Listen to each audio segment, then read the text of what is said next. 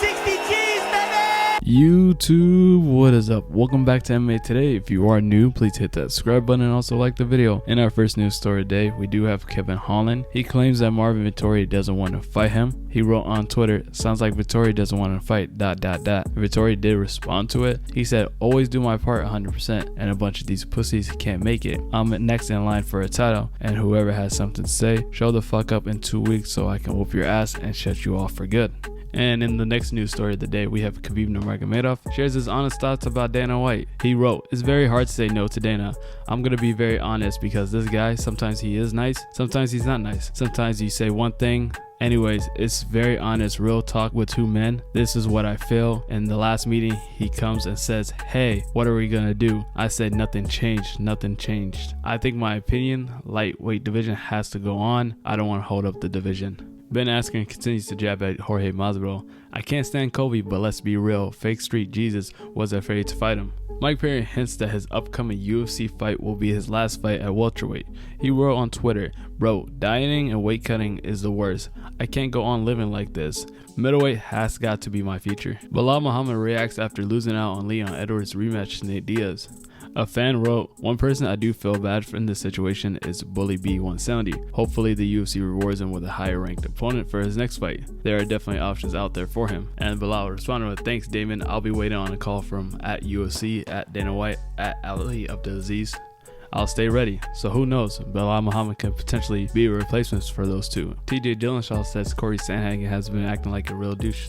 Dillashaw hasn't fought since January of 2019 when he suffered a first round TKO loss to Henry Cejudo in a failed attempt to win the UFC flyweight title. Following the fight, Dillashaw tested positive for performance enhancing drugs. He gave up his belt not long after and was suspended for 2 years by USADA. After serving his 2-year suspension, Dillashaw is now finally returning to the octagon, and he will do so on May 8th when he meets Sanhanken in the main event. The winner of this fight is expected to earn a title shot in the stacked UFC's bantamweight division. Speaking to ESPN before the UFC comeback, Dillashaw has some choice words for his former training partner, Sanhanken. Telling him all the advice because I like Corey Sanhanken. You know, he's become a little bit of a bitch lately, but talking about which he's got to do. You know, it's the name of the game. But I like Corey Sanhanken. I like all of his coaches. I like Elevation Fight Team. You know, but it's the business. We're gonna get out there and we're gonna handle it, and I'm gonna come back and get my belt. Why is that? What did he say? I haven't noticed him say anything too bad. What did he say? Oh, just talking about me failing a drug test, and that something about me like taking the worst steroid you could possibly take, which I wasn't even taking a steroid. Just running his mouth on certain interviews and stuff of things he knows is complete nonsense. You know, just pumping himself up, making himself feel like he's got a chance in this fight. UFC lightweight contender Michael Chandler is predicting a first-round knockout win over Charles Oliveira when they meet on May 15 at UFC 262. Speaking to TMZ Sports, Chandler broke down the matchup with Dude Bronx and predicted that he'll be the new UFC lightweight champion after he knocks Oliveira out. Charles Oliveira poses a lot of threats on the ground, but I've never even come close to really getting submitted. I have a kind of a sixth sense when it comes to the ground game, to not be submitted.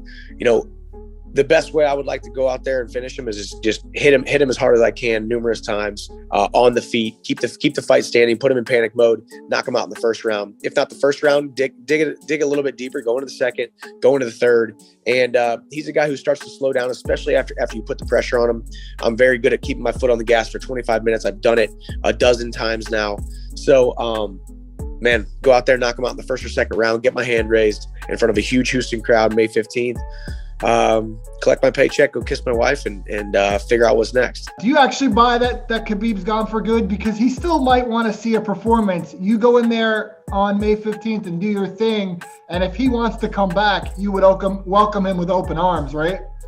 Absolutely. I think, you know, I've been on record saying Khabib is the greatest of all time at this point. You know, I still have aspirations to with my previous accolades, and then beating Charles Oliveira May 15th, capturing the UFC gold, and then defending the title for as long as I believe I can for the next couple of years.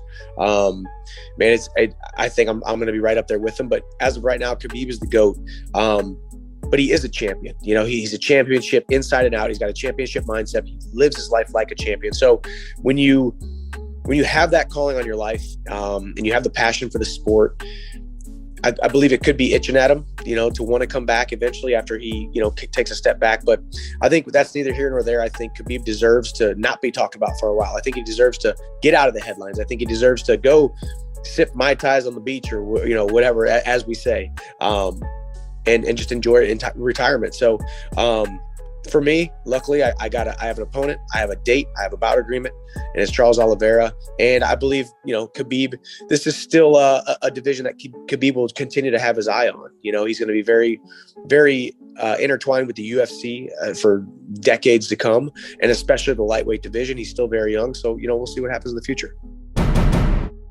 Derek Brunson said, "We learned more money for Conor doesn't mean equal fighter pay." He wrote on Twitter, "While we're talking about fighter pay, what about fighters who live fight to fight? I'm not one of them, so it doesn't pertain to me, but I'm compassionate for those individuals. The 1% need to fight for their own battles, and we learn more money for Conor doesn't equal better fighter pay. I ain't never hear fighters on top say fighters need to be paid more. It's always I need to be paid more. Smart logic says if you're on the top group up, which in return will benefit you later, but no one cares until it hits close to home." So with that being said, Dana and investors, I'm with y'all. Keep eating until these guys get smart and apply that pressures. Fighters, don't sign a 10-fight contract, then complain after 2 fights. Where is that energy beforehand? The UFC officially kicks off its new partnership with Venum, starting with the events on April 10th. After several years spent with Reeboks and the fighters' tiers for each fighters has been revealed. New promotional guidelines were sent to the fighters on Thursday, and MMA Finance has obtained details from the updated agreements made between the UFC and the athletes on the roster. The details were first reported by ESPN. Much like the previous deal with the Reeboks, the fighters will have their promotional pay for Venum determined by the amount of fights they have been with the promotion, as well as separate tier for champions and athletes competing for titles. Overall, the fighters are seeing a slight increase in promotional pay under the new deal with Venum. For instance,